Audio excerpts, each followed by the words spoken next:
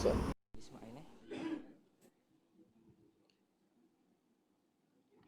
A'udzu billahi as-sami'il 'alim minasyaitonir rajim. Bismillahirrahmanirrahim. Assalamualaikum warahmatullahi wabarakatuh. Alhamdulillahirabbil alamin wassalatu wassalamu ala asyrafil anbiya'i wal mursalin sayyidina Muhammadin wa ala alihi wa sahbihi ajma'in. Subhanaka la ilma lana illa ma 'allamtana innaka antal alimul hakim. Rabbi syrah li sadri wa yassir li amri wahlul 'uqdatam min lisani yafqahu qawli amma ba'd. Alhamdulillah, bersyukur kita ke hadirat Allah Subhanahu wa taala di atas limpah kurnia inayahnya dapat kita bersama-sama pada program dakwah peringkat Parlimen Masjid Tanah bagi tahun 1442 Hijrah bersamaan 2020 Masihi. Yang berbahagia Encik Ahmad Warid bin Ismail, mewakili yang berhormat Datuk Haji Makrawi bin Mahmud, Ahli Dewan Undangan Negeri Kawasan Tanjung Bidara, merangkap Timbalan Pengurusi Majlis Agama Islam Melaka.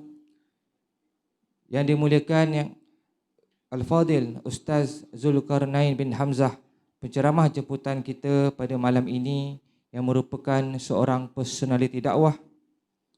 Yang berusaha Encik Sulong bin Mahat, Timbalan Pengurusi Masjid As-Salam Kampung Air Hitam Darat, merangkap Pengurusi JPKK Air Hitam Darat. Yang berusaha Tuan Haji Aziz bin Muhammad, Imam Satu Masjid As-Salam Kampung Air Hitam Darat.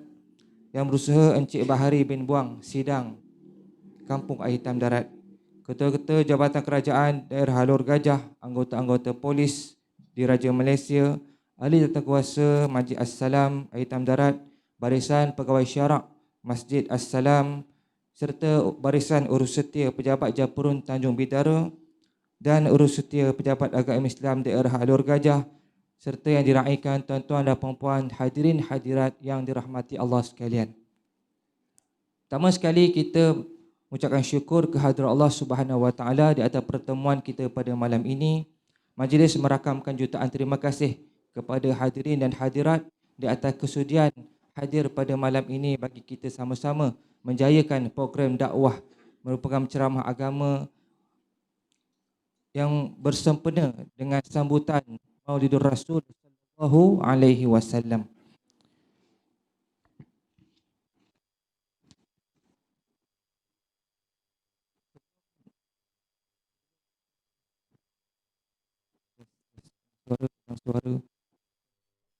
Sedang suara.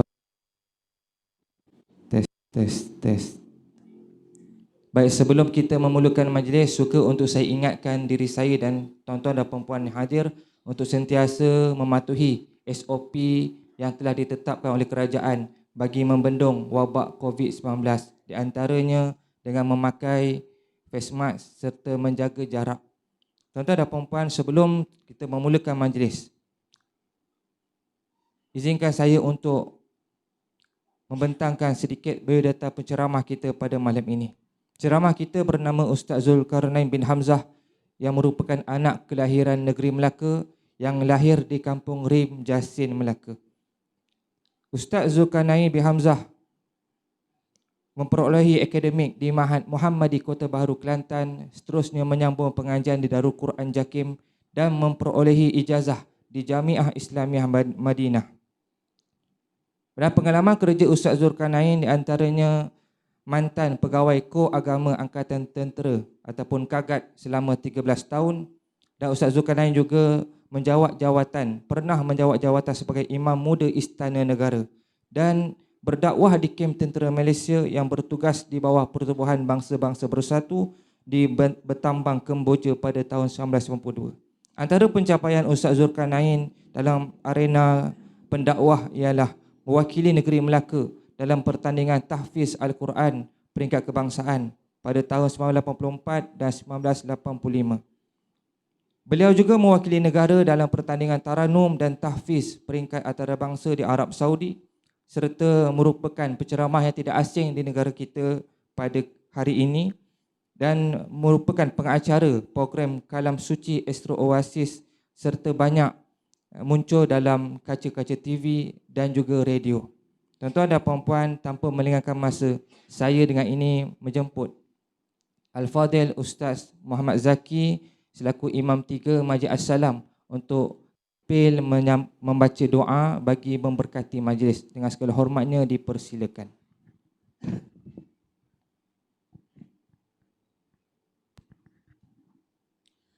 إلى Nabi Mustafa Rasulullah sallallahu alaihi wasallam Sayyidul Ummul Kitab Al-Fatihah.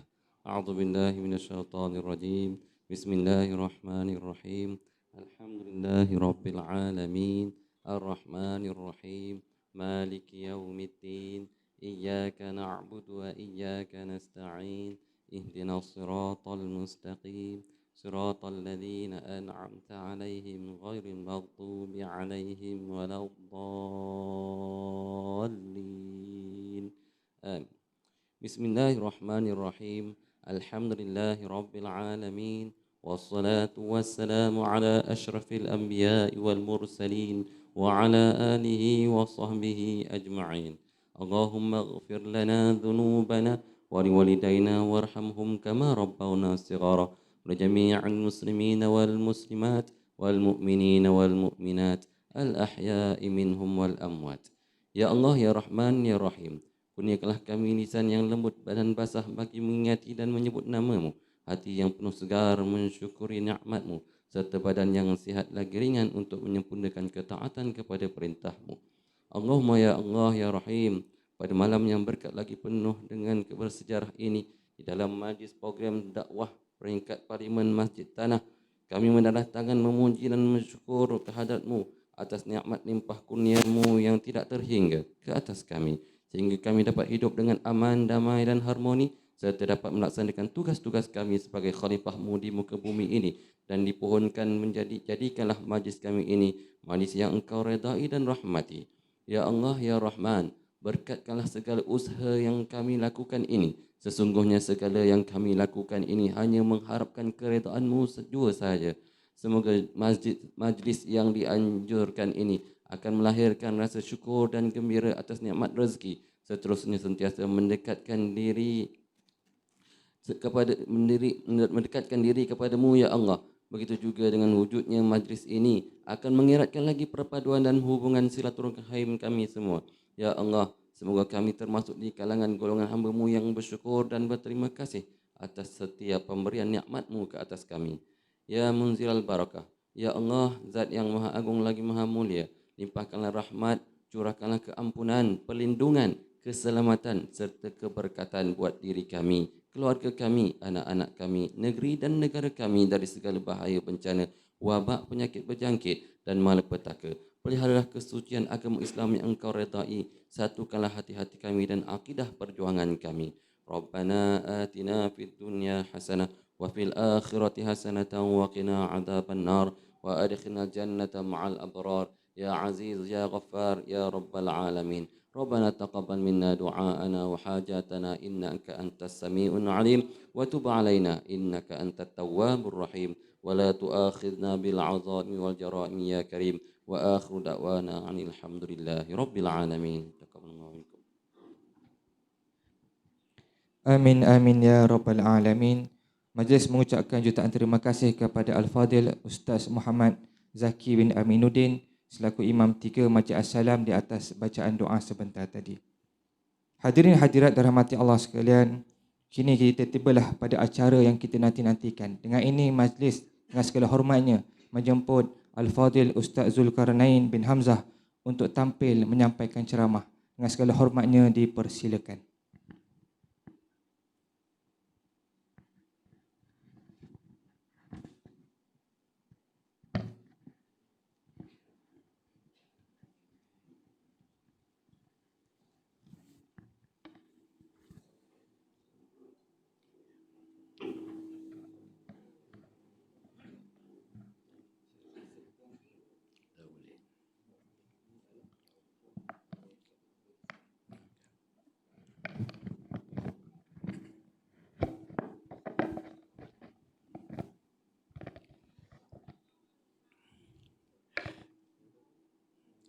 أعوذ بالله السميع العليم من الشيطان الرجيم. بسم الله الرحمن الرحيم. السلام عليكم ورحمة الله وبركاته. الحمد لله الذي خلق السماوات والأرض وجعل الظلمات والنور ثم الذين كفروا بربهم يعدلون. أشهد أن لا إله إلا الله وحده لا شريك له وأشهد أن سيدنا محمدا عبده ورسوله. اللهم صل وسلم على هذا النبي الكريم سيدنا محمد وعلى آله وأصحابه ومن تبعهم بإحسان إلى يوم الدين. قال رب اشرح لي صدري ويسر لي أمري واحلل عقدة من لساني يفقه قولي. قال الله تعالى في القرآن العظيم وما آتاكم الرسول فخذوه وما نهاكم عنه فانتهوا. وقال رسول صلى الله عليه وسلم فإنه من يعش منكم من بعدي فسيرى اختلافا كثيرا فعليكم بسنة الخلفاء المهديين الراشدين تمسكوا بها وغضوا عليها بالنواجس أو كما قال. Yang dimuliakan Tuan Pengerusi Majlis, yang bagi Ustaz, seterusnya kepada Jabat Agama Islam Daerah Alur Gajah, Jaim dan Majlis Agama Islam Melaka dan ahli tuan kuasa Masjid As-Salam, Air Hitam Darat, Masjid Tanah dan seluruh barisan saf kepimpinan jatuan kuasa masjid. Dan tak dilupakan kepada Encik Ahmad Warid bin Ismail mewakili yang berhormat Ahli Dewan Undangan Negeri Kawasan Tanjung Bidara, merakam Timbalan Pengerusi Majlis Agama Islam Melaka. Seterusnya tak dilupakan kepada Timbalan Pengerusi Masjid As-Salam dan barisan saf kepimpinannya, yang bahagia Datuk Sidang, Pegawai Adat, dan seterusnya tuan-tuan imam, tuan-tuan haji, puan-puan hajah, tuan-tuan guru, hadirin dan hadirat, muslimin dan muslimat yang dirahmati oleh Allah Subhanahu wa taala. Alhamdulillah. Pertama-tamanya kita rafakkan syukur kepada Allah Subhanahu wa taala. Pada malam ini kita diberi kesempatan lagi oleh Allah untuk berada di dunia dia. Jadi kita memanfaatkan dunia yang kita tumpang ini. Kita memanfaatkan hari-hari berbaki kita yang tak tahu bila ini untuk terus mencintai Rasul sallallahu alaihi wasallam. Firman Allah Taala, "Wa ma atakumur rasul fakhuzuh." Apa yang dibawa oleh Nabi tadi ikutlah. Wa ma nahakum anhu fantahu. Apa yang Nabi larang itu maka tinggalkanlah. Bila kita bicarakan pasal Nabi sallallahu alaihi wasallam, bagaimana kita nak mencintai Nabi sallallahu alaihi wasallam? Sebagaimana yang disebut tadi, apa yang dibawa oleh Rasul itu ikutlah. Wa ma nahakum anhu fantahu. Apa yang Nabi larang itu maka tinggalkanlah. Dan kalau kita lihat baginda sallallahu alaihi wasallam untuk membetulkan agama yang dah rosak hampir ribuan tahun. Cuba tuan-tuan renung sekejap, bayangkan seketika jarak antara Nabi Allah Isa ke Nabi Muhammad sallallahu alaihi wasallam terlalu jauh. Nabi Isa diangkat ke langit. Tetapi pemberitahuan tentang kehadiran Nabi disebut dalam firman Allah Subhanahu wa taala. وإذ قال عيسى ابن مريم يا بني إسرائيل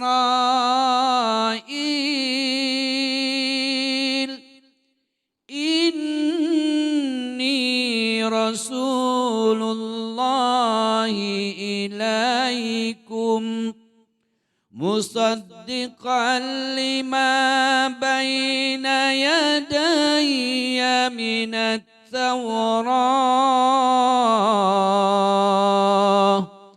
مبشرا برسول يأتي من بعد اسمه أحمد.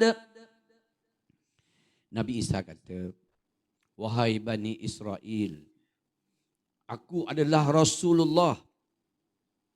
Aku membenarkan kitab yang terdahulu, Taurat, Zabur. Aku membenarkan rasul-rasul yang terdahulu. Dan aku nak khabarkan berita gembira kepada kamu. Akan datang seorang rasul selepas aku nanti. Min ba'di ismuhu Ahmad. Namanya adalah Ahmad. Maknanya Isa telah menyebut akan datang Rasul yang bernama Muhammad. Dan kalau kita lihat juga, kaum Yahudi, orang-orang Yahudi yang berada di Madinah, masa itu dipanggil Yathrib. Dia berkata kepada orang-orang Aus dan Khadraj, kalau kita perhatikan, kalau kita memerhatikan, Madinah ni ada tiga bangsa utama yang duduk di sana. Yang pertama namanya bangsa kaum Aus, penduduk tetap Yathrib atau Madinah. Yang kedua suku Khadraj, juga penduduk tetap yang berada di Yathrib ataupun Madinah. Yang ketiga iaitu orang-orang Yahudi. Apabila Rom memerangi orang-orang Yahudi, mereka lari merantau di negara orang. Dan akhirnya memang kelebihan bangsa Yahudi ini kehebatannya dalam berniaga, dan akhirnya mereka memonopoli perniagaan yang berada di Yathrib. Yang keempat iaitu golongan Muhajirin, orang-orang yang berhijrah daripada Mekah ke Madinah. Kita ambil tiga bangsa ni dulu. Apa kata orang Yahudi kepada Aus dan Khadraj dengan digertaknya? Dia kata, wahai Aus, wahai Khadraj,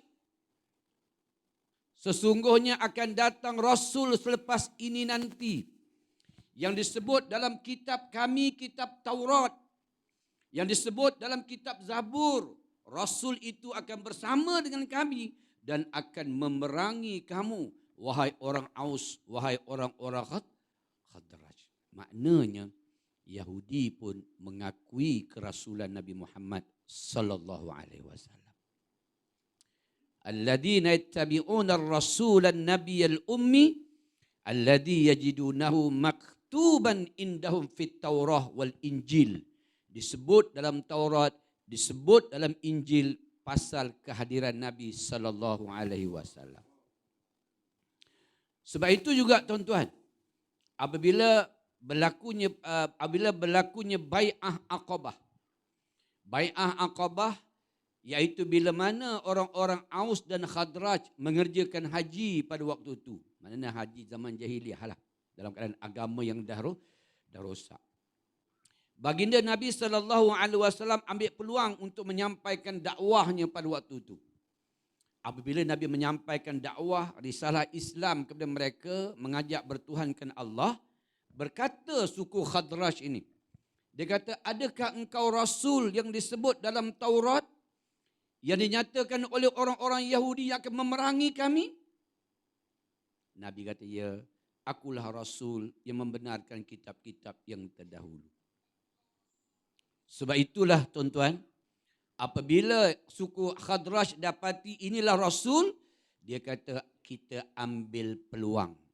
Sebelum Yahudi tahu dia ni Rasul, kita ambil dia, kita akan jemput dia ke Madinah, kita lantik dia pemimpin di Madinah Al-Munawwarah, dan pada waktu itu dia akan memerangi orang-orang Yahudi. Dia ambil peluang. Sebab itu tuan-tuan nak sebutnya suku Khadraj menjemput Nabi ke Yathrib sebagai pemimpin. Saya berulang balik. Rasul dijemput oleh suku Khadraj dalam peristiwa Bai'ah Aqabah yang pertama. Jadi maknanya cerita Mak Sabu tu tak betul lah tuan-tuan. Dia kata Nabi ni orang apa ni? Pendatang kan. Sebab dia dijemput. Sebab saya nak ceritakan bahawa itu irhash, tanda-tanda kenabian Nabi Muhammad sallallahu alaihi wasallam. Tuan-tuan, untuk menghapuskan amalan yang dah berakar umbi ribuan tahun bukan mudah nak dibuang. Bukan mudah. Tuan-tuan bayangkan jarak Isa ke Nabi Muhammad dah 1000 tahun lebih.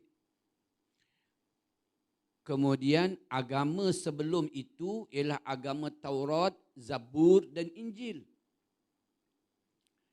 Di mana sebab itu di Mekah adanya rahib, adanya pendeta, adanya pendeta Kristian, adanya rahib daripada orang-orang Yahudi. Bermakna orang Arab dahulu tuan-tuan dia beragama agama Allah Subhanahu wa taala. Buktinya Abu Lahab ketika dia bersumpah dia kata demi Allah, dia sebut Allah tuan-tuan. Demi Allah ya Muhammad, mengapa kamu mengajak manusia kembali kepada agama baru kamu? Dia kata ketika turunnya ayat ya ayyuhal muddassir. Ayat pertama turun Iqra. Ayat kedua turun, ya ayyuhal muddassir, wahai orang berselimut, kum fa'anzir, berikan peringatan.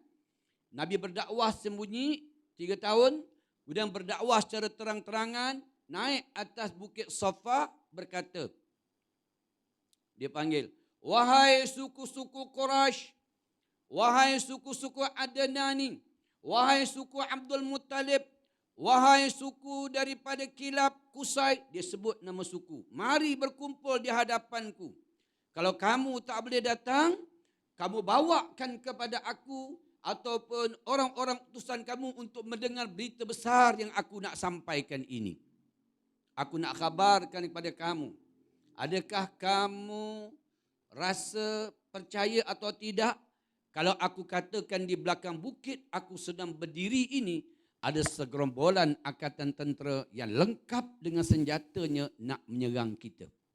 Semua kata kami percaya.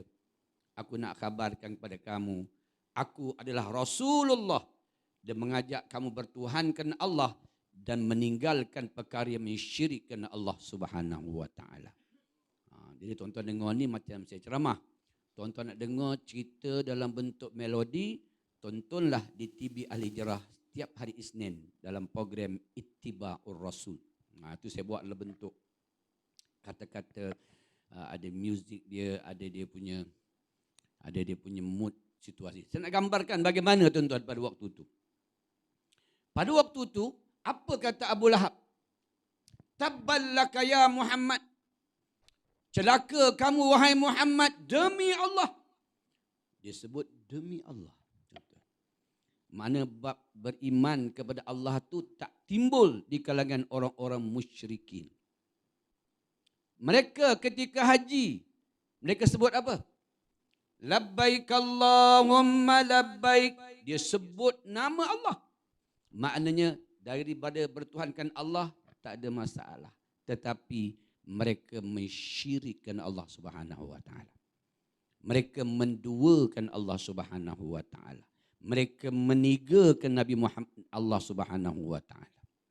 Buktinya ketika Bilal ibn Rabah diseksa tuan-tuan, diletakkan batu atas dadanya, apa dia sebut tuan-tuan? Bilal sebut apa? Ahad. Pasal apa tak sebut Allah? Pernah tak terfikir? Dia sebut Ahad. Ahad. Ahad. Sebab Yahudi, musyrikin, orang kafir percaya pada Allah. Mengapa dia percaya pada Allah? Sebab depan dia ada Kaabah yang dibina oleh Ibrahim dan Ismail. Hari-hari dia minum air daripada telaga Zamzam. Dia tahu kisah Ismail dan ibunya Siti Hajar. Dia tahu Allah sebab adanya Al-Hajarul Aswad yang dibuat turun oleh Nabi Allah Adam alaihissalam. Di depannya adanya dipanggil dengan nama Bukit Jabal Rahmah, pertemuan antara Adam dan Hawa. Kepercayaan pada Allah itu ada, tetapi mereka hanya mensyirikkan Allah. Sebab itu baginda datang, tuan-tuan, nak betulkan fahaman yang dah berakar umbi begitu lama. Siapa yang mula merosakkan agama Allah Subhanahu Wa Taala ni di Mekah?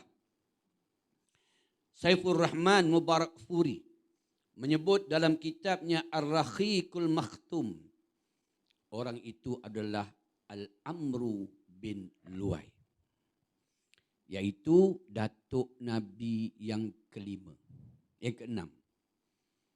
Tuan-tuan, lepas ayah, datuk, lepas datuk apa dia? Moyang. Tu datuk kedua. Lepas moyang? Tanya orang lama lah, orang baru tak tahu ni. Orang lama apa? Lepas moyang apa, tuan? Oneng-oneng. Oneng-oneng bawah. Moyang lepas moyang. Piut bawah lagi, tuan. Atas. Oh, mana tuan-tuan pun tak khatam juga lah ya. Saya pun tak khatam. Tuan-tuan nak tahu pasal keturunan ni, tanya Ustaz. Siapa Ustaz pada Pahang tu? Syekh? Oh, Ustaz Badri Syah. Dia pandai. Bab-bab tu dia pandai. Kan? Maknanya datuk Nabi yang keenam namanya Luai. Tuan-tuan perasan tak kitab yang ditulis oleh seorang mufti daripada Madinah yang bermazhab Syafi'i. Kenal tak? Dia lahir dia jadi mufti 1025 Hijrah. Namanya Abu Ja'far Al-Barzanjah. Tahu tak?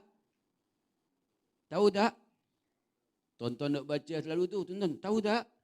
Abu Ja'far Barzanjah tu mufti bermazhab Syafi'i. Dia tulis keturunan Nabi. Wa ba'du fa'aqulu wa sayyiduna Muhammad bin Abdillah. Perasan tak, tuan-tuan?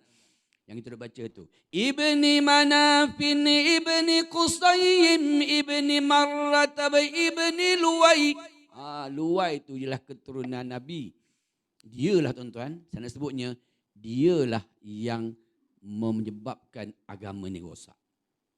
Dia. Dalam ujung dalam Ar-Rakhiqul Makhtum. Dia kata apa? Sebab Al-Amru bin Luwai ni, dia seorang orang yang menganut agama Nabi Allah Ibrahim dan Ismail. Dan dia dihormati dan digelar orang ulama pada waktu itu. Jadi orang kumpulan Bani Hashim ni, dia sebagai orang peniaga dan mereka akan berniaga ke negeri yang maju. Negara yang paling maju waktu itu adalah Syam. Syam di mana? Syria. Dia berniaga ke Syam. Syam ialah jajahan Rom Timur. Sekarang balik. Syam ialah jajahan Rom Timur. Kerajaan Rom. Tuan-tuan, tamadun Rom hebat tak? Itu ada tiang Roman. Madinah dan Mekah waktu itu masjid daripada pelepah tamar. Dinding daripada tanah liat. Apabila dia berniaga ke Syam, di mana orang-orang Syam yang menganut agama Majusi, mereka menyembah api. Di mana negara Rom, ada orang menyembah berhala sebagai wasilah, jalan untuk mendekatkan diri kepada Allah. Cara dia. Lalu kata Al-Amru bin Luai, ini tamadun hebat. Bila tamadun hebat, aku ni tamadun yang ulu sikit.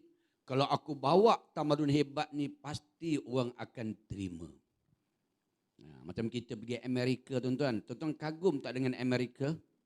Kagum. Kagum tak dengan Jepun? Kagum. Kagum tak dengan kapal terbang dia? Jet pejuang dia? Roket dia? Kagum. Jadi disebabkan kekaguman Al-Amru bin Luai, dia bawa balik fahaman batu dan api ini. Dan dia bawa 3 patung yang besar. Patung yang pertama dinamakan Al-Ammar. Diletakkan dalam Kaabah. Allahu Akbar. Kemudian patung nombor 2 besar, Al-Uzzah, diletakkan di Taif. Patung yang ketiga besar, dia akan letak sebuah tempat yang namanya di Kudai. Dan akhirnya tuan-tuan, setiap kali orang pergi haji, dia akan berikan kepada mereka hadiah, iaitu patung Al-Lata dan Al-Uzzah. Dan pada waktu itu 500 ke 400 tahun Kaabah dikelilingi oleh berhala Al-Lata dan Al-Uzzah sebanyak 350 berhala. Tuan-tuan, agak-agak Nabi datang nak betulkan balik, senang ke susah? Abu Lahab kata apa? Weh Muhammad, mu budak muda, pandai-pandai nak mengubah agama datuk nenek moyang kita. Kata Abu Lahab. Ini turun ayat tabbat yada abi lahabin. Saya nak tanya orang Melaka. Senang tak nak hapuskan mandi siapa? Tanya orang lama, orang baru tak tahu apa Syekh, tanya orang lama ni. Senang tak nak hapuskan mandi siapa? Susah tuan-tuan. Macam-macam orang kata waktu tu. Betul tak tuan-tuan? Ingat tak Melaka dulu? Menghapuskan keramat-keramat. Ingat dulu. Riuh. Kebetulan pula Melaka lepas tu kemarau panjang menyebabkan empangan durian tunggal kering. Betul? Apa kata orang tua-tua? Ni kerja Jabatan Agama ni. Ni kan dah ketulah dah. Senang tak tuan-tuan nak hapuskan perkara syirik di Pulau Besar? Susah. Benda dah berakar umbi lama. Lama tuan-tuan. Begitulah yang dihadapi oleh baginda Nabi SAW. Nak membetulkan balik akidah mereka.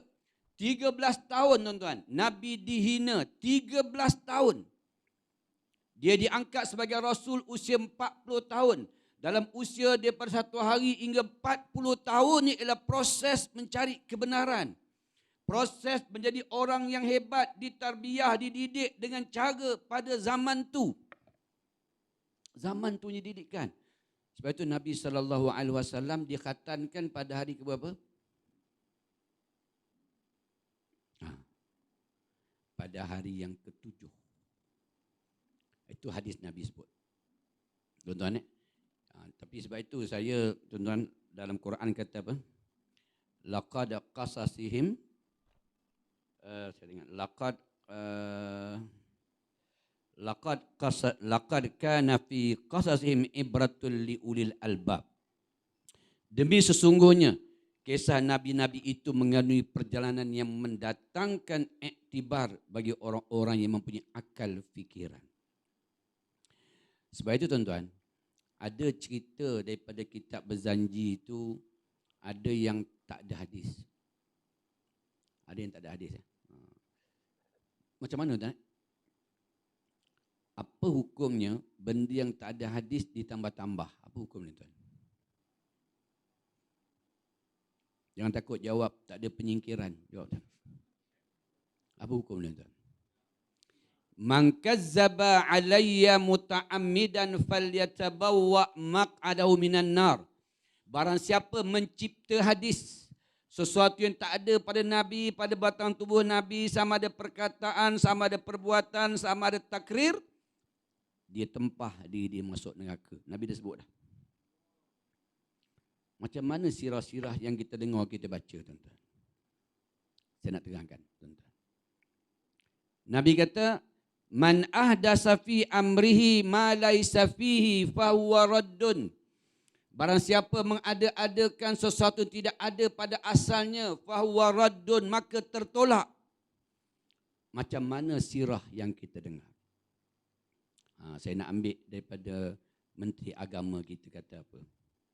Dato' Dr. Zulkifli Al-Bakri. Dia mengambil ayat ni surah Yusuf ayat 111. Laqad kana fi qasasihim ibratul liulil albab.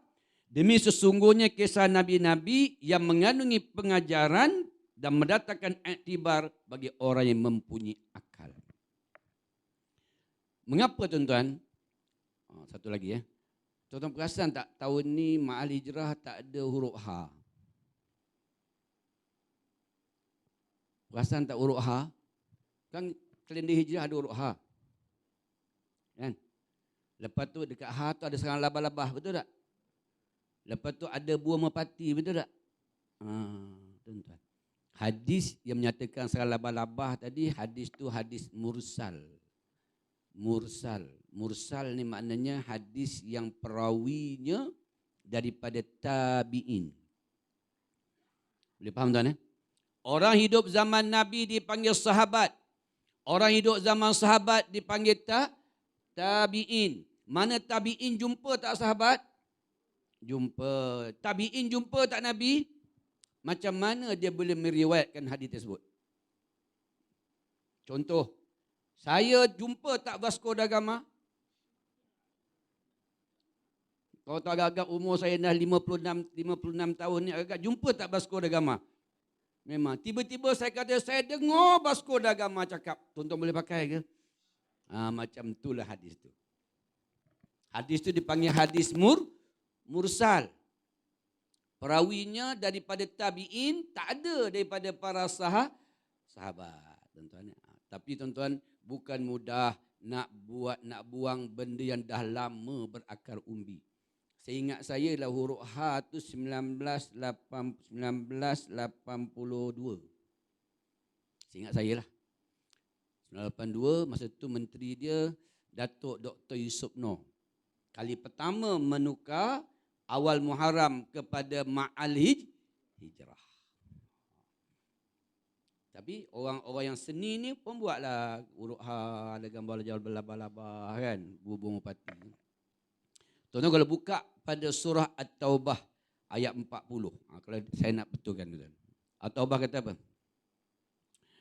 Illa tansuruhu faqad nasarahu Allah إذ أخرجه الذين كفروا ثاني اثنين إذ هما في الغار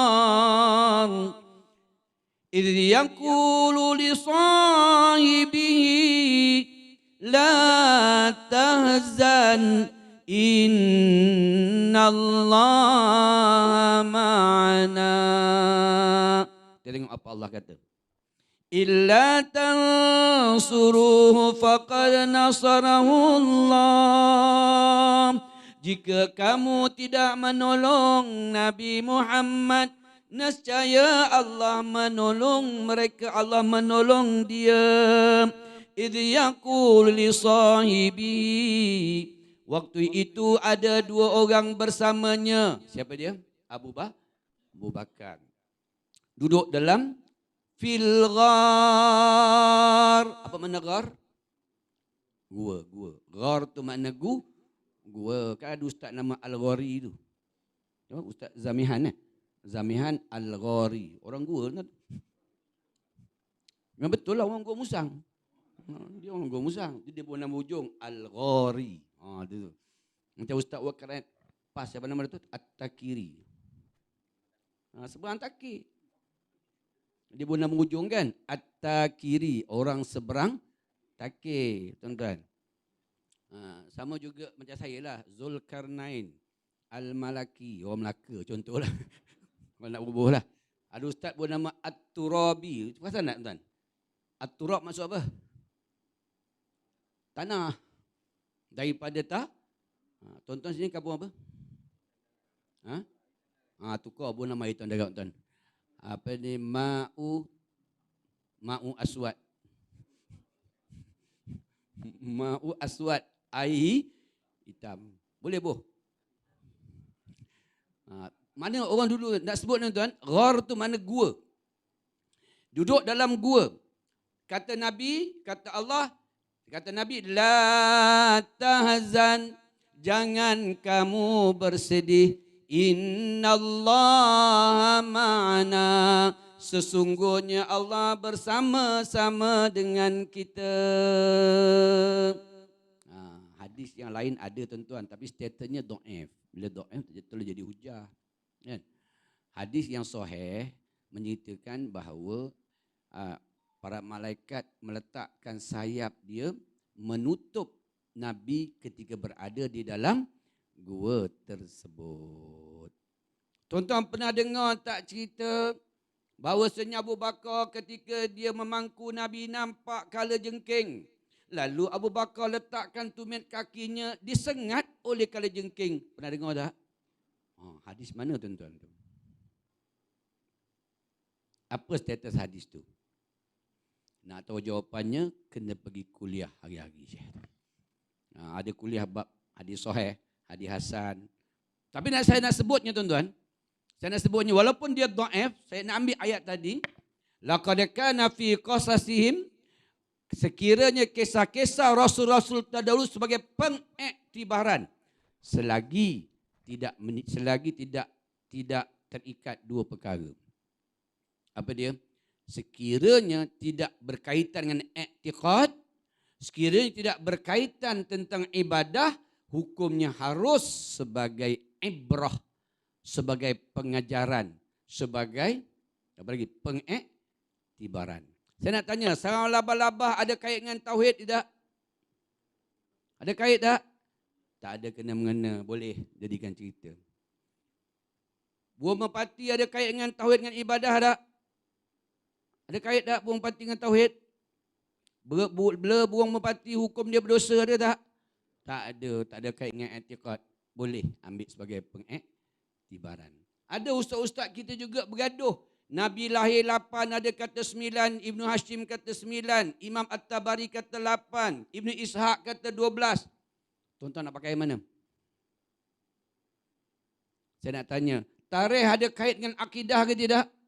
Tak ada. Tak apalah nak pakai pun 11 ke 12 ke 9. Kita ini bulan Safar lah tuan-tuan. Ini bulan Safar lah. Bulan Nabi Gering. Bulan ini bulan Nabi Gering. Sebagai pengiktibaran, tak apa. Sebab itu saya tidak menolak kitab berzanji. Tuan-tuan saya beritahu ni. Saya tak tolak. Sebab apa saya tak tolak kitab berzanji? Walaupun ramai ustaz-ustaz kita tolak. Tuan-tuan buka dalam YouTube, ada ustaz tu tolak. Ustaz, kan? Sebab apa saya tak tolak? Kerana dalamnya hanya pengiktibaran, sumber penceritaan tu daripada Taurat, daripada Zabur, daripada Injil. Betul tak? Kita baca makcik. Hadara ummahu lailata maulidi Asiyah wa Maryam fi niswatin minal hadiratil qudsiyah. Betul tak? Allah, sadaq betul lah ya Allah. Yang apa maknanya? Hadara ummahu, pada malam hari kelahirannya turunlah Asiyah dan Maryam. Siapa Asiyah? Isteri Fir'aun. Maryam siapa dia? Mak Nabi. Dah lama dah mati tuan-tuan. Macam mana boleh menyambut Nabi lahir tu? Nak sebutnya penceritaan tu daripada Taurat dan Zabur. Sebab yang menulis ni bukan sebarangan orang tuan-tuan. Siapa tadi? Abu Ja'far Al-Barzanjah tu mufti daripada Madinah, bermazhab Syia. Kumpulan orang yang pelupur menulis cerita Nabi dalam bentuk prosa. Ada sumber yang kita ragui. Wa baraza sallallahu alaihi wasallam wadi'an yadayhi 'ala al-ardi rafi'an ra'sahu ila as-sama'il 'aliyah. Apa kata dia? Pada malam hari kelahiran Nabi, berlakulah peristiwa ganjil. Lahirnya ia merangkak Allahu Akbar, mengangkat lahir. Kepalanya terangkat ke langit, wa yadaihu, dan dua tangannya berada di atas bumi. Tak ada hadis ya. Sumber mana dia? Sumber daripada Taurat dan Zabur. Mereka sebagai mengagungkan Rasul sallallahu alaihi wasallam. Saya nak tuan-tuan pegang surah Yusuf. Jadi dia mengatakan sekiranya penceritaan pasal Nabi tidak membabitkan i'tiqad, tidak membabitkan ibadah, walaupun tak ada hadis, sebagai pengiktibaran hukumnya adalah harus. Sebab itu saya tidak menolak kitab berjanji. Ya, baik. Tuan-tuan, samalah kisah burung merpati tadi. Dia sebagai walaupun hadis tu dhaif, tetapi tuan-tuan menyatakan hadis yang sahih menyebut bahawasanya malaikat meletakkan sayapnya. Dikuat dengan ayat illa tansuruhu faqad nasarahu Allah. Kalau mereka tidak tolong Muhammad, nescaya Allah menolong mereka. Nah, tuan-tuan dia tuan-tuan, orang yang mencari orang ni tuan-tuan dia panggil apa ya? Kalau askar dipanggil kumpulan peninjau, dia panggil apa? Yang menjejaki orang ni, siapa dia? Ada askar sini? Perisik bolehlah risik. Tuan-tuan, saya ingat kalau orang Iban yang hebat namanya Kanang Anak Langkau. Dia boleh cari, dia boleh kesan kat mana angin, dekat mana ada booby trap, dekat mana ada komunis. Hebat, tuan-tuan. Kalau zaman dulu, orang yang macam Kanang Anak Langkau ni namanya Al-Amru bin Kudai. Seorang musyrikin. Dia boleh jejak Nabi SAW. Apabila Parlimen Darun Nadwah membuat keputusan untuk membunuh Nabi, dan mereka itu mengatakan setiap kabilah-kabilah dilantik untuk membunuh Nabi SAW. Waktu itu tuan-tuan, mereka mencari-cari Nabi. Abdullah, anak kepada Abu Bakar As-Siddiq radhiyallahu taala anhu, duduk dekat Jabasur. Kata Nabi, wahai Abdullah, besok pagi lepas subuh kamu terus pergi ke Mekah, dengar cerita-cerita, apakah cerita-cerita baru tentang pencarianku. Maklumkan kepada aku. Asma, anak Abu Bakar As-Siddiq radhiyallahu taala anhu, dia membawa makanan kepada Nabi. Waktu itu diikat dekat pinggangnya tali. Dipanggil wanita ada 2 pinggang. Untuk apa? Untuk menghilangkan kesan-kesan tapak kaki dia. Ada seorang sahabat ketika hijrah Nabi, musyrikin kejar Nabi tuan-tuan sampai di tengah padang pasir. Siapa dia punya in charge? Abu Lahab, bapa saudara dia. Apa dia buat? Dia ambil kambing-kambing dia yang banyak tadi untuk menghilangkan kesan-kesan tapak kaki kuda, tapak kaki unta Qaswah Rasul sallallahu alaihi wasallam. Tetapi dia boleh cari. Tuan-tuan, Allah dah janji, illa tansuruhu faqad nasarahullah. Bila dia sampai ke Jabasur, tiba-tiba dia lost. Kata Abu Bakar, ya Rasulullah, kalau mereka menundukkan kepala kita, mereka sudah pasti dia akan nampak kita di dalam gua tadi. Nabi kata apa? La tahzan innallaha ma'ana. Nabi kata jangan takut, jangan sedih. Allah bersama dengan kita. Sebab apa? Malaikat meletakkan sayap dia sampai tak nampak. Tak terfikir nak tundukkan kepala di bawah. Cerita labah-labah tu boleh pakailah tuan-tuan. Cerita buang pati tu pun boleh pakailah. Tetapi nak sebutnya hadis tu adalah dhaif. Tuan-tuan, bila dia cerita pasal Nabi ni saya takut. Sebab itu saya punya program di TV Al-Hijrah tu. Masa PKP pun tuan ceramah tak boleh apa, tak boleh nak pergi haji pun tak boleh. Kan?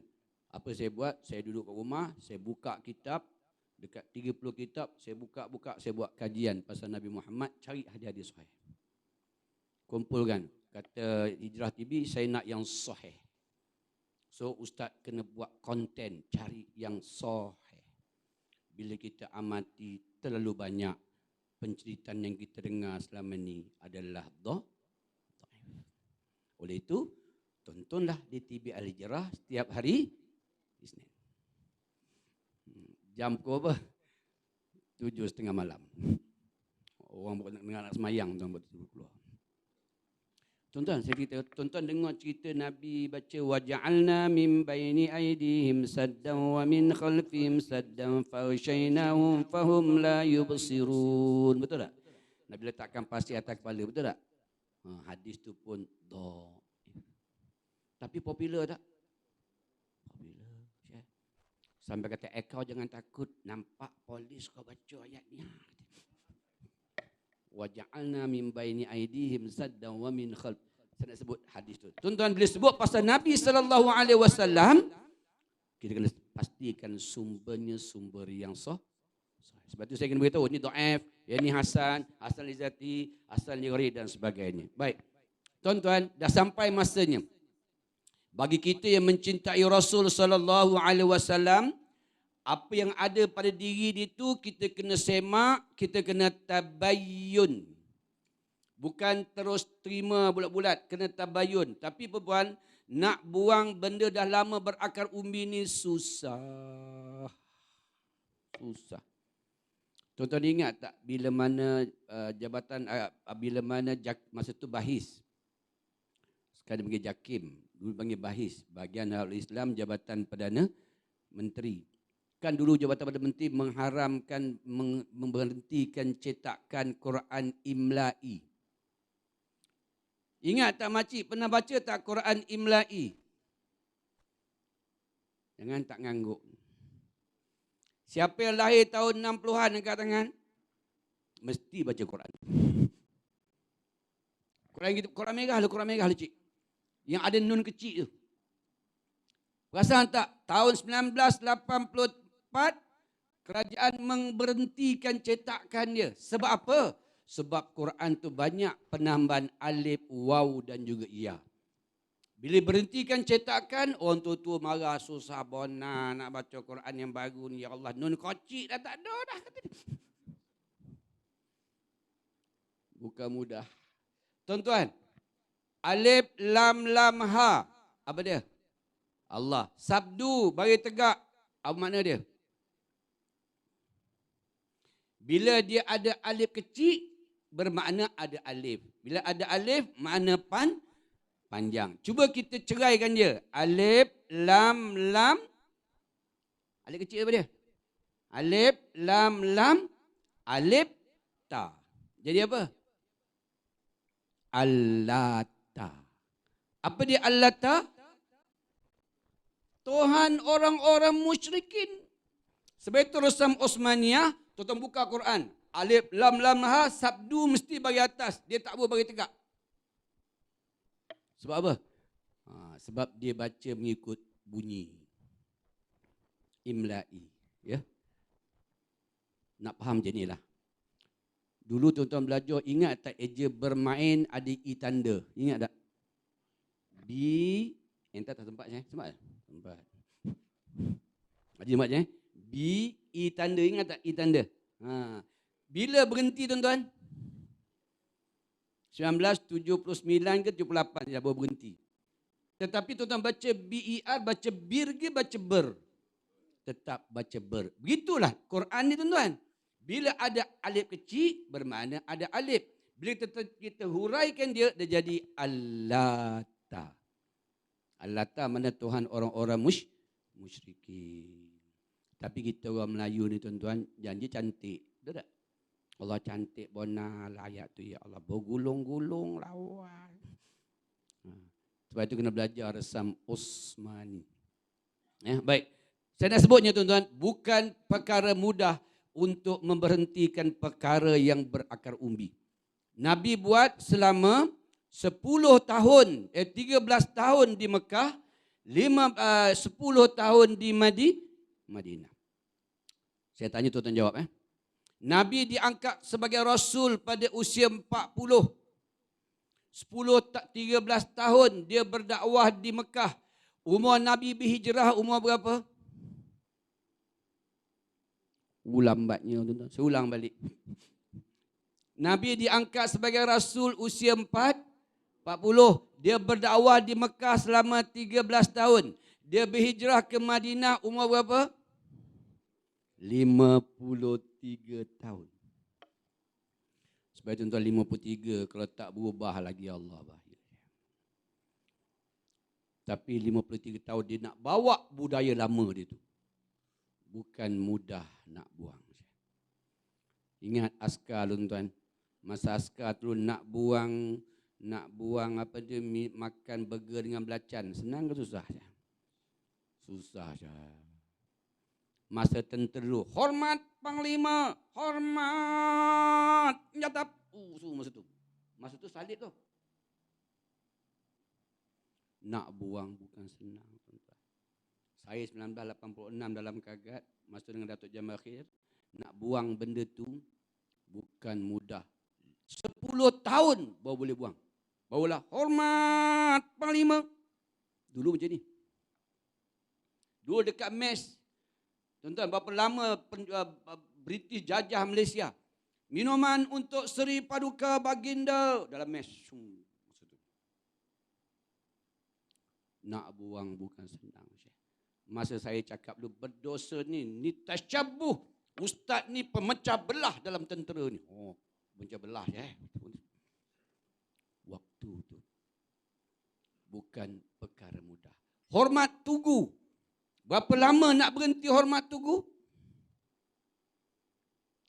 Jamil Khair dapat jawatan Major General baru boleh buang. Tuan-tuan, bermakna hampir 14 tahun. 14 tahun baru boleh buang hormat tugu.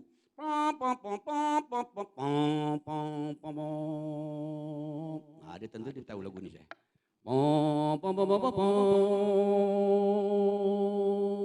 Betul tak? Hormat tugu. Berapa lama nak buang? Bukan perkara mudah. Itulah sebab tu hari ni tuan-tuan. Benda saya sebut ni, kadang-kadang benda kita rasa buat macam betul. Tetapi nak buang payah. Saya nak tanya tuan-tuan, tuan-tuan pergi kubur bawa air tak? Saya ulang lagi sekali. Pergi kubur bawa air tak? Bawa. Sebab apa bawa air? Cakap terang-terang, jangan nipu dosanya. Macam-macam lah sekian pokok. Apa yang bawa surah Yasin tu buat apa? Ada orang, minta maaf, ni orang Melaka lah. Tak nak sebut tempat. Dia kata besok tak lama lagi nak raya. Marilah sama-sama kita baca Yasin. Bawa air mineral tu berkotak-kotak. Besok orang balik nak singgah kubur. Kita baca lu surah Yasin. Bagi sojuk arwah-arwah dalam kubur tu katanya. Betul ke tak betul saya? Betul. Baginda Nabi SAW dia jiwai atau kubur tak? Tak berani jawab dah. Nabi jiwai atau kubur tak? Nabi jirus. Perbuatan Nabi tuan-tuan. Wa ma'atakumur rasul fakhuzuh. Nabi buat. Man ahya sunnati. Barang siapa hidupkan sunnahku. Falahu ajru mi'ati syahid. 100 pahala orang mati syahid. Nabi menjirus kubur anaknya Qasim. Dia jirus kubur anaknya Ummi Kalsum. Sebab anak Nabi semua mati semasa dia hidup. Kecuali Fatimah. Fatimah lepas 6 bulan baru dia meninggal. Yang lain semua mati semasa dia hidup. Nabi jirus kubur. Bahkan Nabi jirus kubur Khadijah binti Khuwailid, isteri dia. Dia jirus. Bismillahi wa ala millati Rasulillah sallallahu alaihi wasallam. Dengan nama Allah. Inilah cara Nabi sallallahu alaihi wasallam. Sahabat Nabi tanya, "Ya Rasulullah, mengapa kau jirus air atas kubur?" Nabi kata, aku nak memekatkan tanah. Sebab tanah pasir. Kan tanah kubur sunat satu hasta. Ditinjau satu hasta.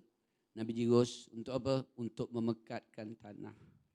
Supaya ditolak air, angin tidak jadi rata. Orang tak kenal mana kubur, mana bukan kubur. Nabi jirus untuk memekatkan tanah. Tuan-tuan jiru air sebab apa? Tanya balik. Saya ni ustaz jiru air bukan apa. Pokok tu dah mati, tak apa. Ada jawapan. Sebab apa jiru air? Kesian arwah tu panas dalam tu. Tu masalah. Bukan mudah tuan-tuan nak hapus benda dalam buat. Betul tak? Kalau tanpa penerangan yang betul, tanpa kepahaman maksud hadis, kita bermasalah. Nanti bila kita kata, orang kata apa? Kau ni pandai-pandai nak bid'ahkan orang. Dia sebut macam tu. Itu yang dilalui oleh baginda Nabi SAW. Tuan-tuan, sebab itulah sudah sampai masanya. Kalau kita mencintai Rasul SAW, kita faham dalam-dalam tentang maksud hadis Nabi SAW, dan kena faham betul apa dia istilah hadis dan sebagainya. Sebab hadis ni ada di sahih, ada di dhaif dan sebagainya. Tuan-tuan, contohnya ketika baginda Nabi sampai di Yathrib, dia sampai saja ke Yathrib, waktu tu Abu Bakar demam. Waktu tu Sayyidina Bilal demam. Maka berkata mereka, Aisyah, ya Rasulullah, Abu Bakar dan Bilal telah demam. Mengapa dia demam, tuan-tuan? Mengapa? Sebab Madinah ialah negeri yang dipenuhi dengan wabak. Pernah dengar tak cerita ni?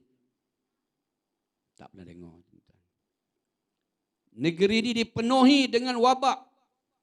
Sebab itu Nabi angkat tangan.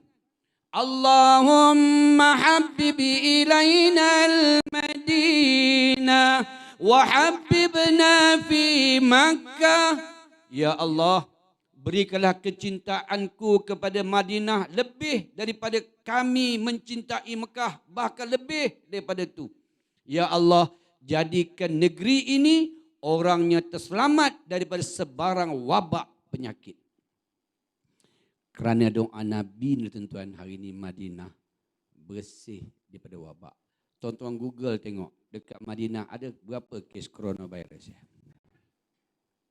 Tak seperti di Mekah. Doa Nabi. Bukti dia, pada tahun ke-7 Hijrah, baginda Nabi SAW pada waktu tu, tuan-tuan, buat haji, dia buat umrah qada. Sebelum tu perjanjian Hudaibiyah. Buat umrah qada. Nabi kata, sesiapa yang bersama denganku dalam peristiwa Hudaibiyah, kita membatalkan niat kita nak buat umrah. Nabi memotong rambut dia, dipanggil tahlul ihsar. Iaitu Nabi menyembelih seekor kambing, darah tu jatuh, Nabi pun potong rambut dia. Maka dia membebaskan larangan ihram dia. Dipanggil tahlul ihsar. Sebab itu kita nak, tuan-tuan, kalau berlaku apa-apa umrah itu ada masalah, lakukan tahlul ihsar. Tuan-tuan, apa dia? Tahlul ihsar.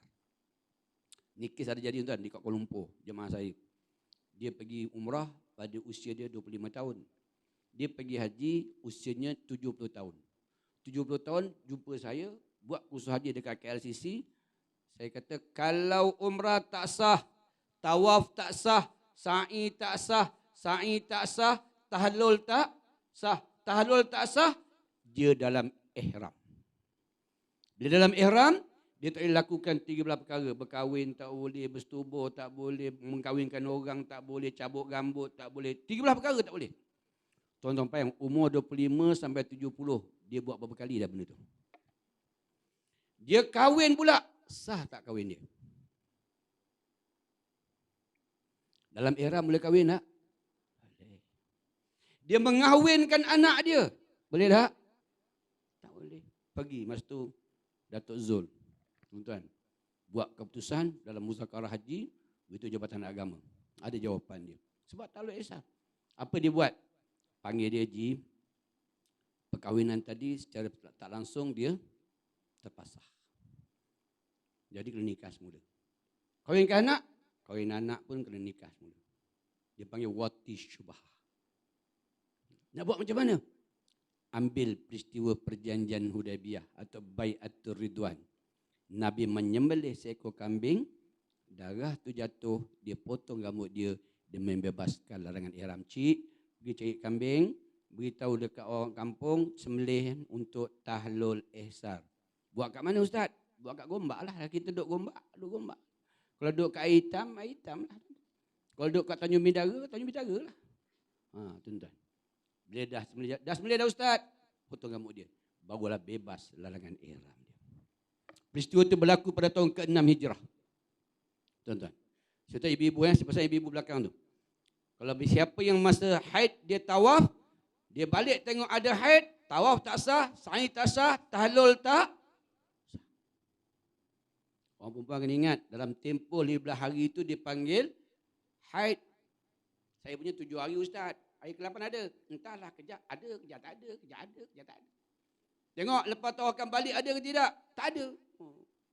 Tak ada, tak apa. Balik, alamak ada lah Ustaz. Alah kapal terbang dah sampai macam mana. Tahlul, perempuan tak apa Syekh. Dia tak memberikan akad nikah. Ni lelaki. Kalau ada benda berlaku tuan-tuan, lepas dia jumpa dengan Jabatan Agama atau jumpa dengan ustaz-ustaz kita, lakukan sembelihan kambing dipanggil apa? Tahlul ihsar. Siapa pergi kursus haji dia mesti ada bab ni. Tahlul ihsar dipanggil. Baik. Kemudian tuan-tuan, pada tahun ke-7 Hijrah, Nabi kata siapa yang terlibat dalam peristiwa Hudaibiyah mesti pergi haji. Mesti pergi umrah. Nabi pergi 2,000 orang. Sampai di sana, musyrikin pun sampai. Kita serang Muhammad.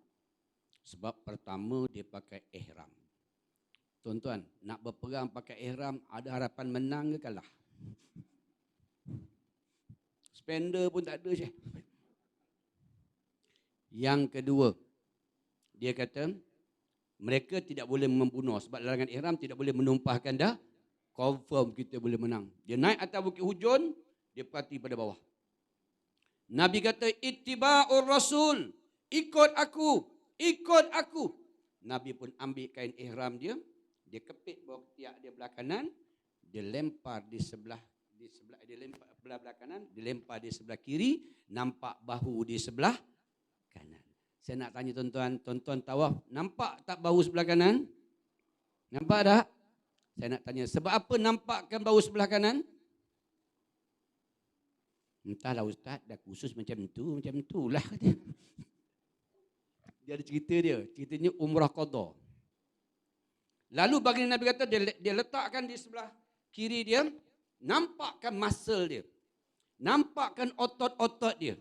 Mengapa Nabi perlu nampakkan otot-otot dia? Sebab ini orang-orang Mekah menyangka Madinah negara wabak. Orang-orang berhijrah itu duduk negeri yang penuh dengan wabak. Sudah pasti mereka berpenyakit. Tunjukkan otot-otot kita. Tengok musyrikin. Elok, tak ada kurap, tak ada panau, tak ada kusta. Elok, tak ada kudes, tak ada cagu. Tahu cagu? Tak ada. Elok. Macam mana dia boleh elok dia duduk dekat negara yang wabak? Macam tuan-tuan sekarang nak pergi Sabah tak agak-agak tuan? Macam tu lah orang tak nak pergi Madinah dulu. Tuan-tuan kalau ajak pergi Wuhan bagi tiket free nak pergi tak? Nak pergi tak?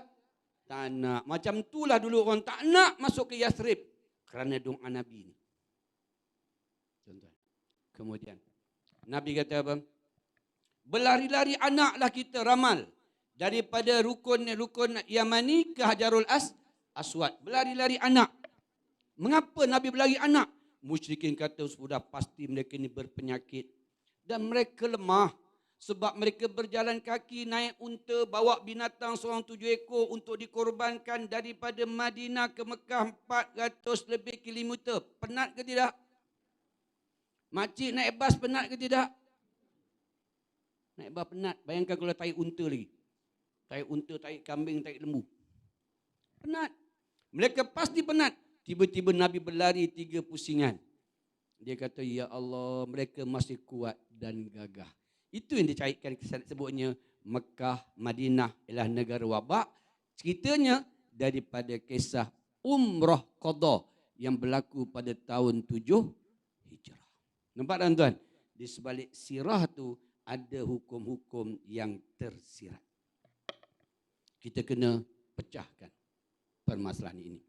Sebab itu saya nak pesan juga kepada tuan-tuan dan puan-puan, kita kena baca doa banyak, banyakkan berselawat ke atas Nabi SAW. Saya nak sebut tuan-tuan, selawat atas Nabi, innallaha wa malaikatahu yusalluna 'alan nabi, ya ayyuhalladzina amanu sallu 'alaihi wa sallimu taslima. Ayat ni turun pada bulan apa tuan? Bulan Sya'ban. Innallaha wa malaikatahu yusalluna 'alan, turun pada bulan Sya'ban. Maka turunlah selawat. Sahabat Nabi kata, ya Rasulullah, apakah selawat yang paling hebat? Nabi kata, selawat daripada Allah Subhanahu wa taala. Apa selawat dia? Allahumma salli ala Muhammad wa ala ali Muhammad kama sallaita ala Ibrahim wa ala ali Ibrahim wa barik ala lagi Muhammad lagi wa ala kama barakta ala Ibrahim wa ala ali Ibrahim fil alamin innaka Hamidum Majid. Itu selawat yang paling afdal. Selawat yang lain tu bukan tak afdal, sebab selawat tu ciptaan manusia. Abu Ja'far Barzanjah buat, ya Nabi salam alaika, manusia yang buat.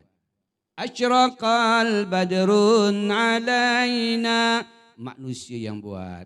Ya Habibi ya Muhammad, ya arusal khafiqaini, ya muayyad ya mumajjad, ya imam al-qiblataini.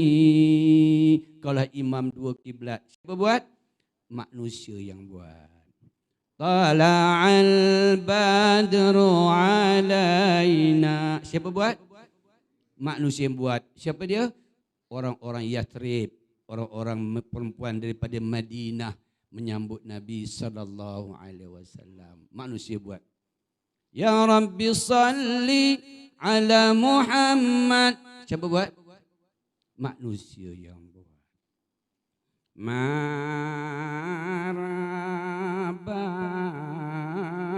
ya no. Siapa buat? Manusia yang buat. As-salatu wassalam, as-salatu wassalam. Siapa buat? Manusia yang buat. Jadi yang paling afdal apa dia?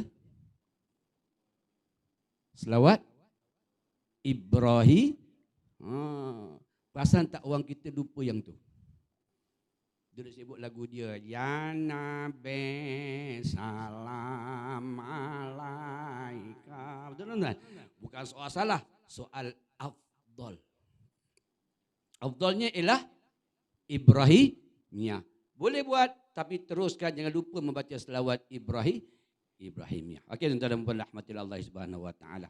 Jadi maknanya kita ambil kesempatan sebenarnya kita berada pada bulan Safar ni, bulan kegeringan Nabi sallallahu alaihi wasallam. Kita kena ingat tuan, bulan-bulan Nabi gering. Nabi berada di tepi kuburan syuhada. Di tepi kuburan syuhada, dia bagi salam di tepi kubur. Assalamualaikum ya ahlad diyar. Abu Umar tegur Nabi, ya Rasulullah, mengapa engkau bercakap dengan orang yang telah menjadi bangkai? Nabi kata, ma min muslim yamurru ala qabri akhihi kana ya'rifu fid dunya. Nabi kata apa? Sesungguhnya mereka mendengar ucapan salam-salamku. Bermakna mereka dibangkitkan untuk menjawab salam-salamku. Jangan tuan, sebab itu perbuatan bagi salam ialah perbuatan Nabi. Dapat sunnah tak? Dapat sunnah. Kemudian Nabi baca doa di tepi kubur syuhada. Allahumma ghafir lahum warhamhum wa'afihim wa'afu anhum. Allahumma ja'al lahu fakakan lahum minan nar. Nabi baca doa di tepi kubur, perbuatan Nabi. So ada sunnahnya membaca doa di tepi kubur. Jangan membid'ahkan orang kata Nabi tak buat. Nabi buat di akhir bulan Safar. Ingat tuan-tuan, lepas tu dia pergi ke perkuburan Baqi', dia gering di Baqi' ketika dia menjurus kubur anaknya iaitu anak lelaki dia. Lepas tu dia gering, dia jatuh, lalu diletakkan dekat rumah Ummu Maimunah. Dan Nabi kata, tolong hantarku ke rumah Aisyah. Dan tuan-tuan, saya nak tutup. Sebab cerita lahir dah, meninggal belum macam. Saya potong. Nabi sakit. Dan ketika dia gering tu, dia memanggil Sayyidatina Aisyah. Sayyidatina Fatimah Az-Zahra. Dia kata, ya Fatimah, boleh tak tolong cerita ke dekat ayah? Sesuatu yang menjadi tanda tanya ayah semasa kematian ibumu Khadijah binti Khuwailid. Ketika Khadijah gering, tuan-tuan, Nabi pegang Khadijah. Khadijah kata, ya Rasulullah, boleh tak aku nak bercakap dengan anakku Fatimah? Nabi tinggalkan. Kata Fatimah, ya ayah, ibuku kata, wahai anakku, tolong jaga ayah kamu sebagaimana ibu jaga ayah kamu. Kalau dia bersedih, gembirakanlah. Janganlah jadi kamu orang yang meminta. Jadilah kamu orang yang memberi. Sepanjang ibu bersama dengan ayah engkau, ibu tidak pernah meminta-minta dengan ayah engkau. Ibu hanya memberi. Oh, susah tuan-tuan nak dapat ni. Boleh cik? Boleh tak cik? Orang perempuan boleh tak? Jadilah orang yang memberi. Ni minta, nah ni anniversary nak makan apa? Besok I jadi, tak ada ke cincin ke bunga ke? Tu wanita hebat. Sebab itu Nabi sayang Khadijah luar biasa. Nabi menangis tuan-tuan ketika mendengar kata Fatimah Az-Zahra. Ketika itulah baginda solat sunat duha, dia jatuh, dan pada jatuh itulah dia pandang ke langit. Aisyah merangkul badan Nabi sini, dia kata antara dadaku dan daguku. Dan Nabi kata, ya Aisyah, hari ini hari apa? Hari ini hari apa? Aisyah kata, ya Rasulullah, hari ini ialah hari engkau dilahirkan. Hadis Nabi menyebut, aku berpuasa pada hari Isnin kerana hari Isnin aku dilahirkan. So wafat Nabi jatuh pada hari Isnin. Dan pada malam selepas Nabi berkata begitu, mata dia memandang ke langit, dia sebut Allahumma rafiqul a'la, Allahumma rafiqul a'la, Allahumma rafiqul a'la. Dan dia terkulai di pelukan Sayyidatina Aisyah radhiyallahu taala anha. Itu kisah yang disebut dalam hadis Aisyah. Tak ada tuan-tuan, ummati. Tapi cerita ummati ni popular tak? Sumber mana? Syiah. Sebab itu saya minta Radio IKIM stop. Kan tak ada dah. Dia menyebut Ar-Rafiqul A'la. Ar-Rafiqul A'la. Dan pada malam tersebut berlakunya gerhana bulan. Sebab itu para ulama yang tengok anak bulan dia panggil apa je? Ulama falak membuat nilaian dengan peristiwa gerhana itu dihitung pada hari Isnin, didapati tarikhnya ialah 12 Rabiul Awal. Itu ulama falak. Jangan bergaduh bab tarikh, sebab tarikh tidak membabitkan i'tiqad, tidak membabitkan perkara ibadah. Tak ada masalah kita nak ikhtilaf di situ. Yang penting tuan-tuan, kita cari sumber yang benar. Tapi kena ingat, hukum terbahagi pada dua, hukum ittifaqi dan hukum al-ijtihadi. Hukum ittifaqi, dia tak boleh berubah. Solat zuhur tetap 4 rakaat, maghrib tetap 3, dia tak berubah. Tutup aurat wajib, dia tidak berubah. Minum arak haram, dia tidak berubah. Ittifaqiyah. At-tauqifiyah. At-tauqifi. Tapi ijtihadi, dia akan diijtihadkan oleh para ulama dalam beberapa perkara yang menjadi persisian pendapat sebab hadis. Sebab itu tuan-tuan, apa hukum sembahyang pakai face mask? Jawab. Apa hukum sembahyang pakai face mask? Naha Rasulullah sallallahu alaihi wasallam. Rasulullah memberitahu, dia melarang orang ketika solat menutup muka. Dia at-tauqifi. Dia tetap, dia tak berubah. Cuma sebab keadaan 5, agama, nyawa, akal, nasab dan harta. Tuan-tuan, dipanggil maqasid syariah. Wajib menjaga agama, nyawa, agama, akal, nasab dan harta. Disebabkan COVID-19, wajib menjaga nyawa. SOP, kena pakai face mask. Nampak tak keadaan? Tapi hukum dia kekal tak? Kekal. Solat berjemaah, rapat-rapat ke jarang-jarang? Rapat at-tauqifi. Sebab maqasid syariah, wajib menjaga nyawa. Kita sembahyang jarang. Dalam ihram, orang perempuan boleh tak tutup muka? Tanya makcik belakang tu. Boleh tak?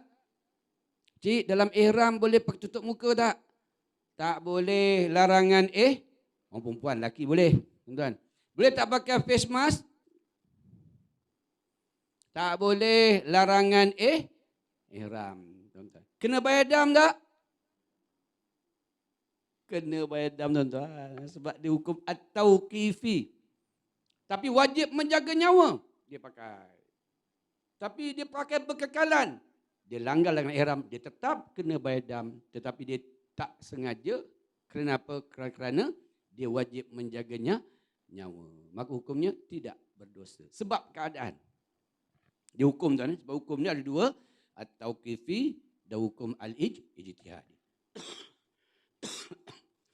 Baik, tuan-tuan dan puan-puan rahmati Allah Ta'ala, conclusion dia daripada ceramah saya tadi, dalam kita mencintai Rasulullah sallallahu alaihi wasallam, sudah sampai masanya tuan-tuan kita di negeri Melaka ni, saya sarankan bukalah kitab Sirah Nabawiyah dan cuba amati Sirah Nabawiyah berasaskan hadis. Bagi kita orang yang dah lama-lama ni, kalau boleh belilah buku terbisan Yayasan Dakwah, tuan-tuan. Terjemahan nama kitab tu Ar-Rahiqul Makhtum. Ar-Rahiqul Makhtum ditulis oleh Saifur Rahman Mubarakfuri. Di dalam kitab tersebut, tuan-tuan, tidak ada satu pun hadis-hadis maudhu' dalam dia, tak ada. Hadis palsu tak ada. Sebab tuan-tuan, kita nak menjaga Nabi sallallahu alaihi wasallam, kita kena pastikan dapatkan yang sahih sahaja.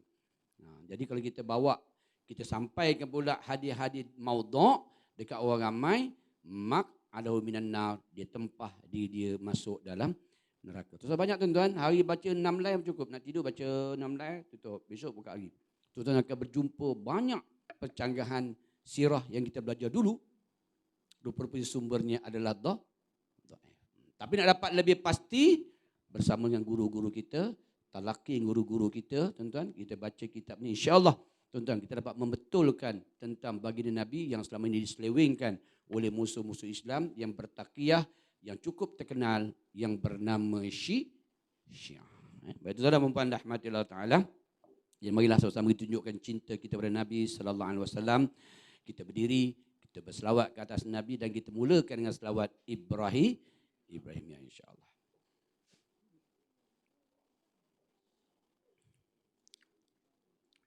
Allahumma salli wa sallim wa barik alaihi wa ala alihi.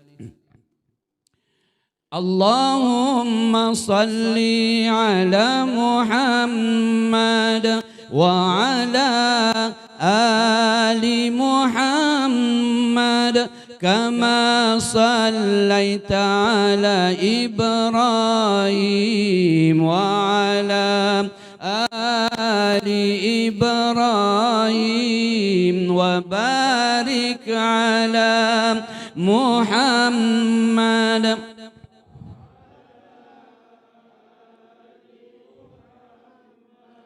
كما باركت على إبراهيم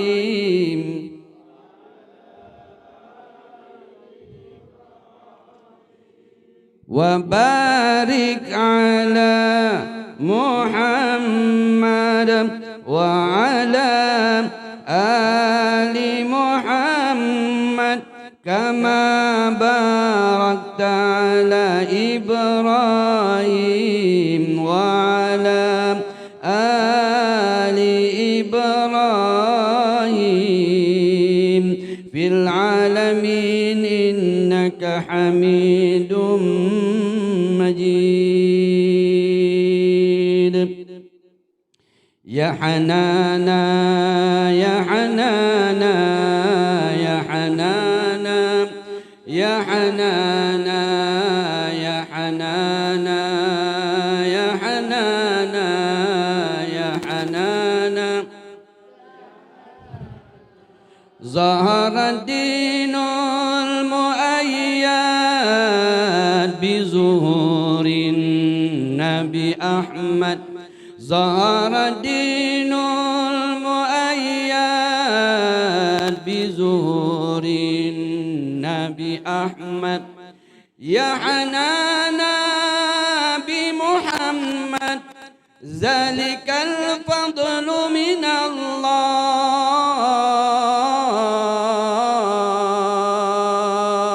الله يا حنانا يا حنانا يا حنانا يا حنانا يا حنانا يا حنانا يا حنانا يا حنانا. Betapa beruntungnya kami telah muncul agamanya, telah muncul agamanya didukung Nabi Ahmad. Beruntung kami, beruntung kami, beruntung kami dengan Muhammad.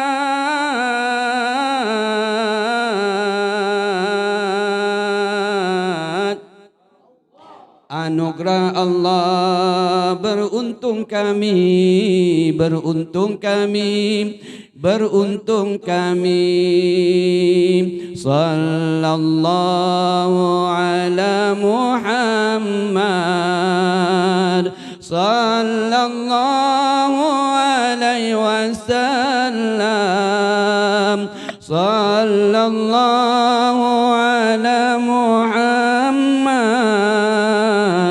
sallallahu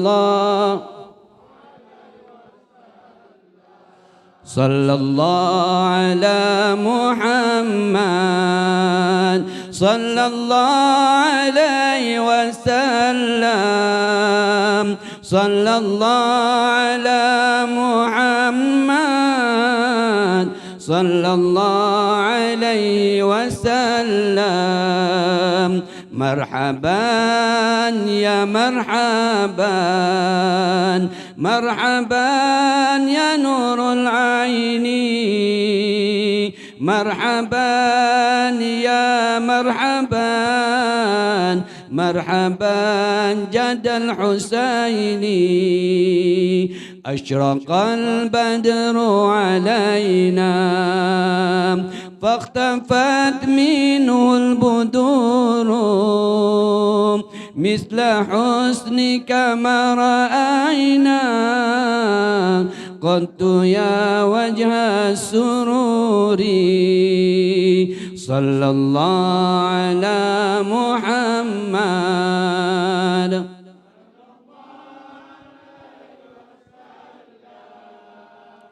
صلى الله على محمد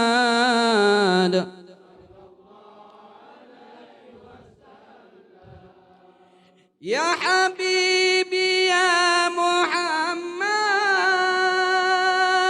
يا عروس الخافقين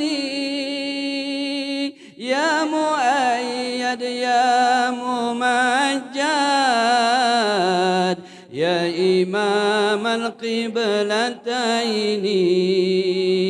صلى الله على محمد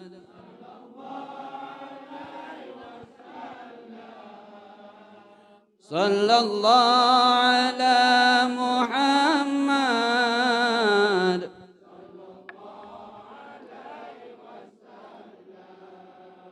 يا حبيبي يا محمد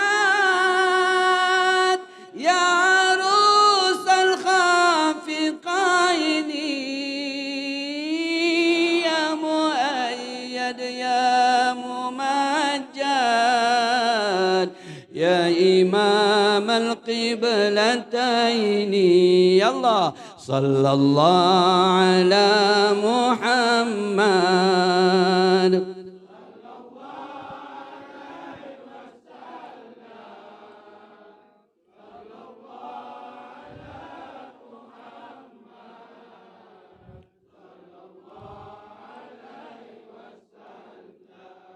مرحبا يا مرحبا مرحبا يا رسول الله مرحبا يا مرحبا مرحبا يا حبيب الله صلى الله على محمد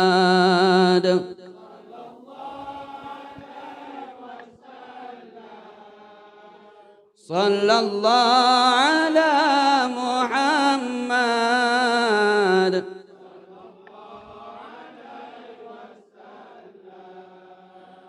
والصلاة الله على أحمد عدد تارير السطور أحمد الهادي محمد صاحب الوجه المنير صلى الله على محمد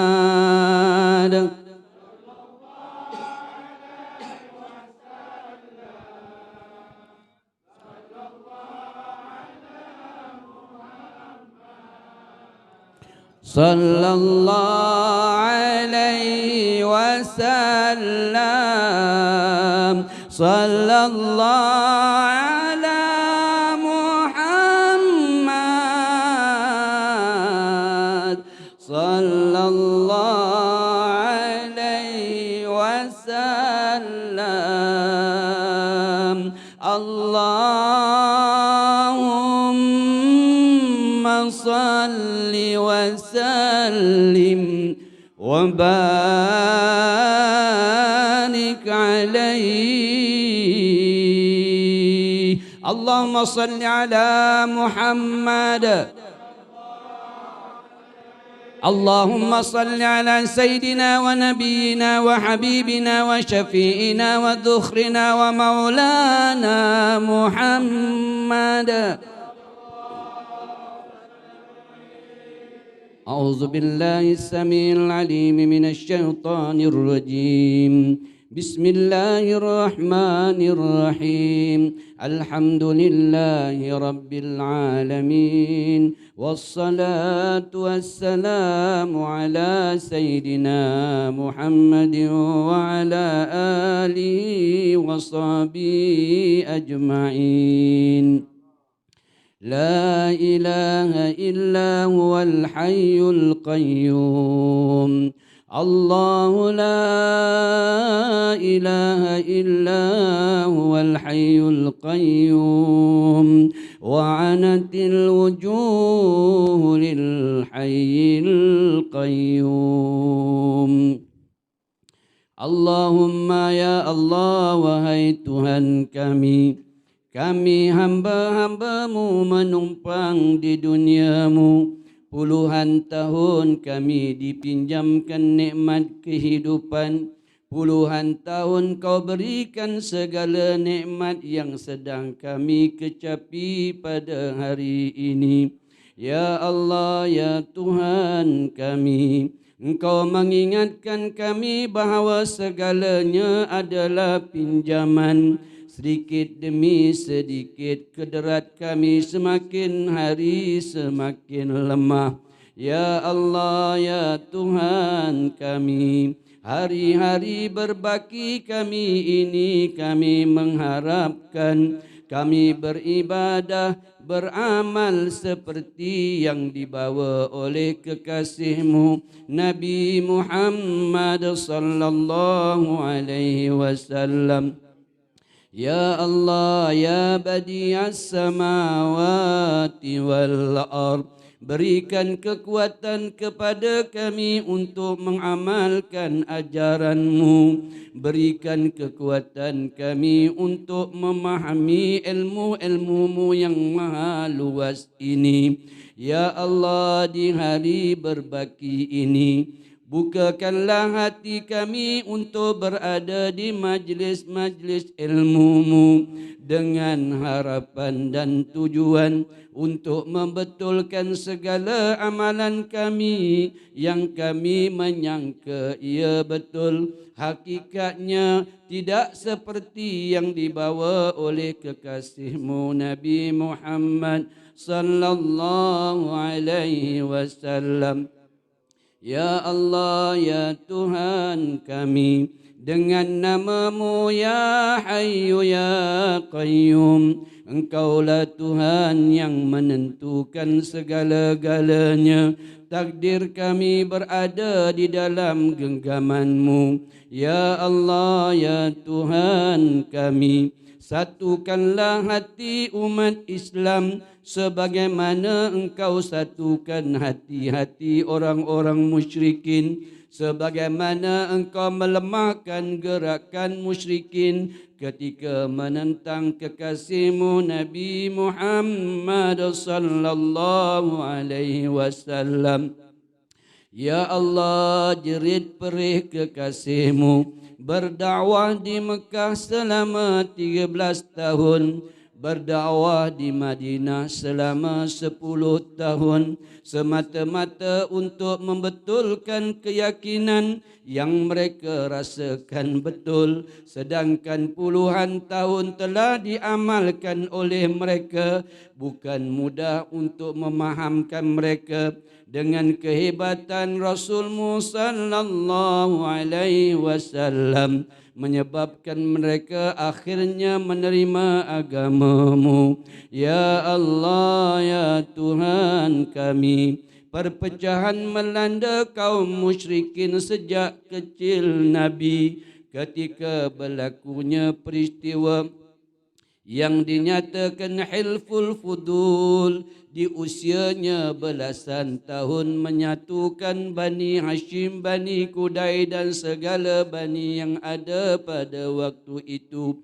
Kehebatannya terpancar ya Allah, sehingga di usia remajanya menyelesaikan permasalahan dan akhirnya mencari kebenaran. Kerana akal tidak boleh menerima, mereka bertawaf dalam keadaan berada di sekeliling mereka berhala-berhala itu. kekasihmu mencari kebenaran. Di usia 40 tahun di Gua Hira, pelantikan dia sebagai Rasul dan Jibril menampakkan dirinya ketika memeluknya di Jabal Nur itu. Ya Allah, ya Tuhan kami, bagindamu menanti pada wahyu yang kedua. Di saat menanti begitu lama, tiba-tiba terdengar suara ketika di langit berbunyi, Ya Muhammad, engkau adalah Rasul akhir zaman. Baginda memandang ke langit, terlihat wajah Jibril yang memeluknya. Tingginya antara langit dan juga bumi, sedang duduk di atas kursi sambil berteriak kepadanya, Ya Allah, ya Tuhan kami, kekasihmu menyembah di muka bumi, dua lututnya berada di bumi, menangis ketakutan, balik semula ke rumahnya. Ketika itu Khadijah binti Khuwailid menyelimutkannya. Turunlah ayat, Ya ayyuhal muddassir, wahai orang yang berselimut, kum fa'anzir, bangun berikan peringatan.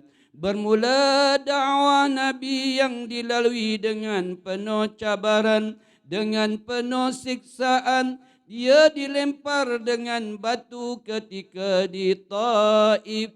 Mereka mengadakan dua barisan melontar batu selama 10 hari kepada Nabi. Datang Zaid bin Harisah meletakkan badannya di kaki Nabi, menjadi badannya sebagai perisai. Ya Allah, ya Tuhan kami, betapa luhurnya hati kekasihmu Nabi Muhammad ketika beliau berada di satu kebun anggur. Seorang Yahudi yang berkata kepada bangsanya, kepada hambanya yang bernama Adash, berikanlah anggur ini kepada manusia itu. Baginda mengucapkan Bismillahirrahmanirrahim. Adash terpegun dengan berkata, Wahai saudara, sesungguhnya kalimah ini tidak pernah dibaca orang-orang di bandar ini. Ketika itu Adash berkata, agamaku agama Nasrani. Yunus, Yusuf, Daud, Sulaiman, Ilyas, Ilyasa membacakan bismillah kalimah yang engkau baca itu. Adakah engkau namus yang dinanti-nanti? Nabi berkata, akulah Rasul yang diutuskan Allah untuk melengkapkan agamamu. Perjuangan kekasihmu terus berjalan, ya Allah. Kembali semula beliau ke Makkah. Di waktu itu dia mengerjakan tawaf. Ketika itu kaum Bani Nadir menjaga Rasul sallallahu alaihi wasallam. Bermula detik mihnah, bermula detik kesusahan yang dilalui, sehingga pada usianya 53 tahun meninggalkan kota Mekah, negara tempat dilahirkan, semata-mata mempertahankan akidah yang benar. Sedangkan akidah yang mereka anuti ribuan tahun itu dengan berkata Muhammad pemecah belah masyarakat. Ya Allah, ya Tuhan kami, kami berada dalam keadaan yang tenang dan aman ini, ya Allah. Kami diuji dengan ujian yang pernah dilalui oleh kekasihmu di Madinah, bumi yang penuh dengan wabak itu. Allahumma habib ilaina al-Madinah, Allahumma habibna ilal Makkah.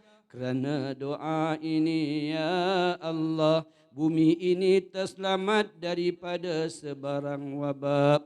نستودعك يا الله نستودعك يا Allah. Kami berwasilah dengan kebaikan kami yang berhimpun pada hari ini ya Allah, mengingati kekasihmu Nabi Muhammad sallallahu alaihi wasallam.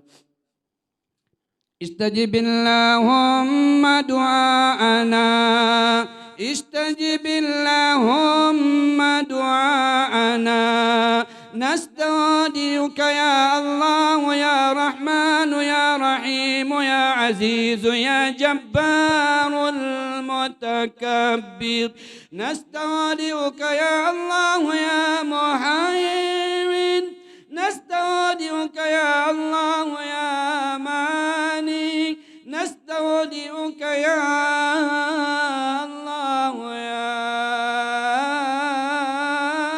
الضار جل جلاله. اللهم اشف عنا يا ربي من البلاء والوباء والقضاء والفحشاء ما لا يشفي غيره لا حول ولا قوة إلا بالله. اللهم ادفع عنا يا ربي من البلاء والوباء والقضاء والفحشاء ما لا يشفي غيره. اللهم اصرف عنا يا ربي من البلاء والوباء والقضاء والفتنة ما لا يشفي غيره. وصلى الله وسلم على سيدنا محمد وعلى آله وصحبه وسلم والحمد لله رب العالمين. Taqabbalallahu minna wa minkum. Ucapan terima kasih kepada tuan kuasa program ini. Jumpa lagi. Assalamualaikum warahmatullahi wabarakatuh. Waalaikumsalam warahmatullahi taala wabarakatuh. Majlis merakamkan jutaan terima kasih kepada Al-Fadil Ustaz Zulkarnain bin Hamzah di atas ceramah yang telah disampaikan sebentar tadi. Allahumma shalli ala Muhammad.